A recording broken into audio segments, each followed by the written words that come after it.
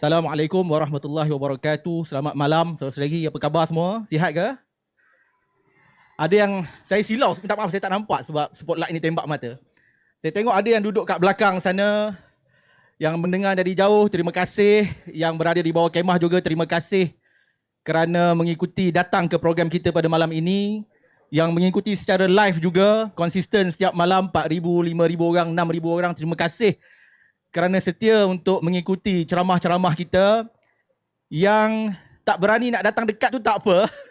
Duduk jauh pun tak apa, dengarkan dulu. Nanti YB Rafizi, YB Nik Nazmi dah hadir dengan kita. YB Rafizi on the way, akan bersama kita. Boleh dengar dulu, nak sokong tak nak sokong kemudian tak apa.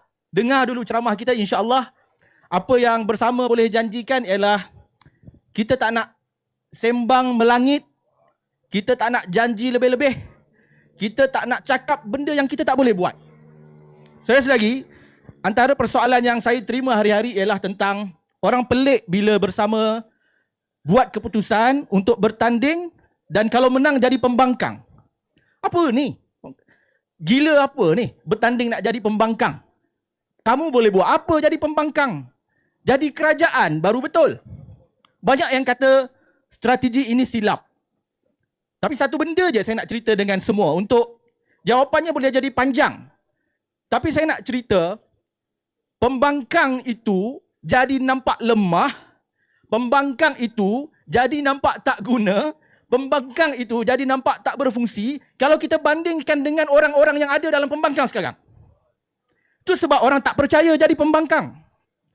Selagi kita tak boleh lupa tau, isu 1MDB dulu. Bila kita buat perubahan tahun 2018, siapa yang jadi pembangkang waktu itu? Siapa? YB Rafizi. Waktu dia bawa isu NFC. Waktu dia bawa isu 1MDB. Dia kerajaan ke? Dia pembangkang. Dia pembangkang yang berfungsi. Dia pembangkang yang baik. Maka jangan main-main bila kita kata bersama nak jadi pembangkang yang berfungsi. Kita bukan cakap kosong. Kita ada cara dan kita ada jalan. Kalaulah kita ni datang daripada mana tiba-tiba kata nak jadi pembangkang yang hebat, logik lah. Tapi siapa dia bersama? Dalam itu ada YB Nik. Dalam itu ada YB Rafizi. Mereka bekas menteri. Kalau mereka kata ada polisi yang perlu dibuat, mereka boleh buat polisi. Kalau mereka kata gaji perlu diolah supaya rakyat Johor boleh meningkat gaji daripada median 2,500 ke 3,000, mereka mungkin boleh olah polisinya bagaimana? So bagi saya, jangan pandang remeh kepada idea nak menjadi pembangkang.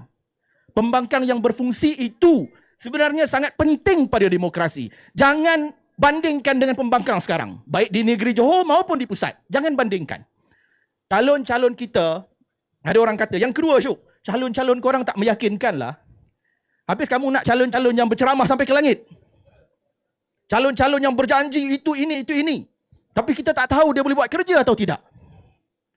Calon-calon kita ini kita pilih daripada orang-orang seperti kita. Mereka boleh buat paperwork, saya pasti. Sebab kerja mereka hari-hari begitu.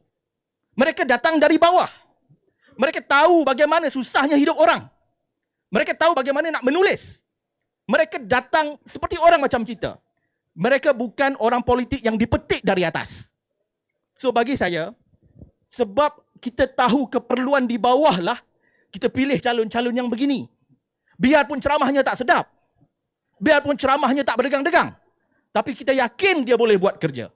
Maka bagi saya, untuk para pengundi kawan-kawan di Johor, kita kena nilai lebih sikit dalam PRN Johor ini. Ada tentang jadi pembangkang tak guna, kita dah kata, jangan. Pembangkang yang berfungsi boleh menyebabkan negara berubah. Kita dah lalui 2018. Calon-calon yang tak pandai berceramah, tak bermakna dia tak boleh buat kerja.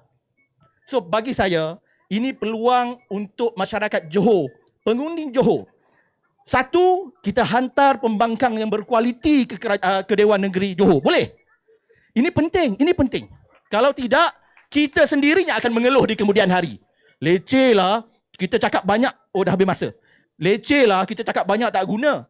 Tapi, mungkin juga salah kita. Kita hantar siapa ke Dewan Negeri? So, bagi saya, ini peringatan. Ikhlas daripada saya. Saya pun tak cakap ni, saya kena beringat juga. Saya tak boleh jatuh jadi orang politik yang biasa. yang perasan semua orang suka kita. Tak, saya faham. Rakyat letih dengan politik. Rakyat jemu dengan politik. Rakyat dah muak dengan politik. Maka atas kefahaman itu kita tampil, kita cuba rendahkan kita punya laras bahasa politik yang tinggi-tinggi. Dan kita mohon sangat-sangat kepercayaan daripada pengundi Johor, beri ruang dan peluang kepada calon-calon bersama. Boleh ke tidak? Baik, itu sahaja daripada saya. Sekian. Assalamualaikum warahmatullahi wabarakatuh.